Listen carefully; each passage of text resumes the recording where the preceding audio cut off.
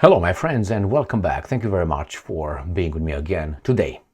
I have a short video clip of Hungary's foreign minister, Mr. Peter Szijjarto, a guy whom I like very much, not because of his appearance, but because of what he says and how he says, and it seems to me that he works for the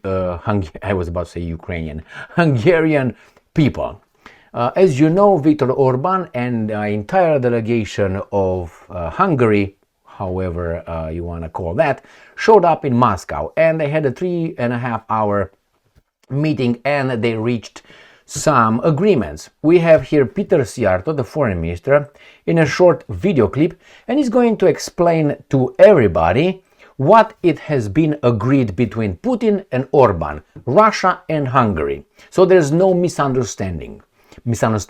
I would like you to pay attention at these few points. First one, Hungary's got balls. First one. The second one, Hungary is a sovereign independent state with about 10 million people, landlocked, no nuclear warheads or anything like that. But they dare to have their own foreign policy, unlike the European Union, who is owned, or that is owned, which is owned. I know some people said, well, Orban went to see Putin to talk to his boss. Don't forget, Orban, before he went to Putin, he met Trump, and he sat next to Trump. Understand? So that's idiotic. So what do we have here? We have Peter Szijjarto, and he's going to explain what they agreed upon. And I want you to pay attention at Mr. Peter Szijjarto's behavior, body language, and clothes. All right, let's start with the video. It's in English. It was a long negotiation, 3.5 hours, and I would like to say 3 things to you about it. First, we achieved what we came here for. We came here to guarantee the security of Hungary's energy supply, and I am happy to tell you that this has been taken care of. The Russian president assured Prime Minister Viktor Orban that Russia will fulfill its contractual obligations. This applies to both natural gas and crude oil deliveries. The agreed quantities will arrive in Hungary according to the agreed schedule, as both the Druzhba crude oil pipeline and the Turkish Stream natural gas pipeline are operating without any problems, meaning that the quantities of crude oil and natural gas necessary to ensure Hungary's energy security and protect the results of the utility price cuts will arrive in Hungary on time. The Prime Minister agreed with the US President in Washington that Hungary can continue to purchase energy resources from Russia, as this is essential for the security of energy supply. We have been granted an exemption from the sanctions, and today we have given meaning to that exemption, as it has been proven that both our crude oil and natural gas supplies are secure. This also means that we have been able to protect the results of the utility cost reduction program. This means that we have managed to avert the danger of Hungarian families' energy bills tripling by Christmas. An agreement has also been reached to significantly accelerate the construction of the PAX nuclear power plant. All technical preparations are proceeding according to the previously agreed schedule, so the first concrete will be poured on February 5th. So much for energy security. We have achieved what we came here for. The second thing I would like to tell you is that the Prime Minister has repeatedly confirmed that Hungary is on the side of peace. Peace is in Hungary's interest. Hungary has already paid a heavy price for a war that has nothing to do with us. That is why we want this war to end as soon as possible. The Russian president has assured us that if there is a peace summit, it will definitely be held in Budapest. The third thing I would like to say is that I see how many people are confused about this meeting, how many are trying to misunderstand or misinterpret it. I would like to say just one thing to them. Hungary is a sovereign country. Hungary has a sovereign foreign policy, a foreign policy that is based on national interests, a foreign policy in which decisions are made in line with national interests. Within the framework of this sovereign foreign policy, Hungary is pursuing cooperation with Russia based on mutual respect. This cooperation is balanced and forms the basis of Hungary's energy security. We are therefore interested in ensuring that this cooperation with Russia continues to be based on mutual respect, remains balanced, and today's meeting has contributed to this. Thank you very much for your attention. We will be leaving shortly. Goodbye. So, first point, Hungary is not really an independent sovereign country if it needs to ask another country for the right to protect its citizens, which is to make sure that the Hungarian people will not triple the cost, will not pay 3 times the cost for their gas, and so on, right? He had to ask the big Americans for an exemption to allow them to buy, to have their own interest fulfilled. So I disagree with Mr. Szijjarto on that one, but that is where diplomacy comes into place. They maneuvered somehow in such a way that the Hungarian people benefit of cheap energy. Yeah, you kissed that boot. Yes, you kissed that boot, but you have cheaper energy. Or you cannot kiss that guy's boot and you're gonna have more expensive energy. That's the way it works. You can say, well, where is the pride, Emil?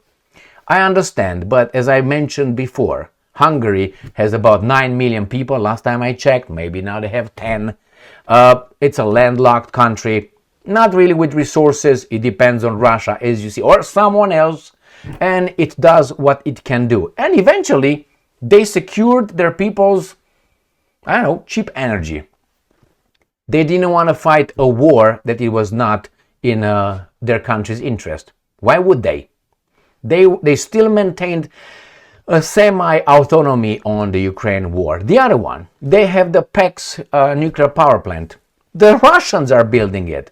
I don't care who builds it, man. Even if the devil builds it for me, I will still allow it to do it. I know. So, what do you want? What do you want? And these are the Hungarians. Where are the Romanians, by the way? What are they doing? Which boot do they kiss? Now, did you see his clothes? Impeccable. I went in Romania, or to Romania, last year, and I met a Hungarian-Romanian woman, and I knew her for many years. And we had this little party, and not party of two, not that kind of party. But anyway, I had a conversation, and she lives in Hungary right now. And I spoke with her, and I asked her about Orban. Oh, no, Orban. Why? No Orban. I said, how about Mr. Peter Szijjarto? She made sure that his name is not Szijjarto or whatever I was pronouncing. This is Szijjarto. You know who I'm talking about, so move on. And she said, well, I don't like him. I said, why? Did you see what clothes he's got? He dresses only in Armani and all that. And I said, so how do you want him to get dressed? With Speedos? I mean, really? I mean, he respects himself. He looks good. He's decent. He's civilized. He talks. What about? I said, what exactly don't you like about what he says? She said, I don't know. He's crazy. What about he says? I don't know. I don't like him. And she said she doesn't like Orban. She doesn't like Szijjarto because, I don't know, Orban is crazy and the other guy is also crazy and dresses in Armani. That was her reason not to like Mr. Szijjarto. She couldn't tell me one policy or foreign policy that Hungary pursues that she say, okay, I disagree with that one. Nothing. She was blank. Anyway, I mentioned that in one video a long time ago, but it doesn't really matter. Here it is, my friends. Hungary. I play this, so you tell me about Romania. The same thing is India. The same thing is China. They are dealing with everybody. Say, whoa. Who are you, the United States of America, to tell me what to do? I do whatever I want, man. I'm a free country. Yeah? The Americans say, we're going to show you how independent you are. Smack. But these guys cannot really do that. I'm talking about the Hungarians. Why? Because they are weak. They're weak. I mean, really. They can be strangled if it gets to that by the people around them. Romanians, the Slovaks, the Austrian, even the Austrians, and then the guys a little bit to the south and southeast are not really friends. Now I know that Orban is friends right now with Vucic to a certain extent of Serbia, but hey, the Poles will him in a second. So another thing that I didn't like about Hungary, to tell you, is when Hungary was still a signatory of the, I think, Rome Statute, and that is the ICC court. When ICC court issued that arrest warrant for the Prime Minister of Israel, Benjamin Netanyahu, what's his name? Netanyahu visited Budapest and he was not arrested. So there was a violation of something they signed. lost credibility right there. And then he said, well, Putin assured us, Putin assured us. I think, or if I remember correctly, this guy did not cross whatever he signed, after a while forgetting about it. But nevertheless, what can you do? At this point, we'll find out. He said, Putin said that, we're going to find out. You always can find reasons to change your mind, correct? Correct. What I'm trying to say, that seemed to me a smart, diplomatic, and a big victory for Hungary. Big victory. They played both, and they benefited. Thank you very much for being with me again today. Stay strong, stay smart, look for the truth, and be just.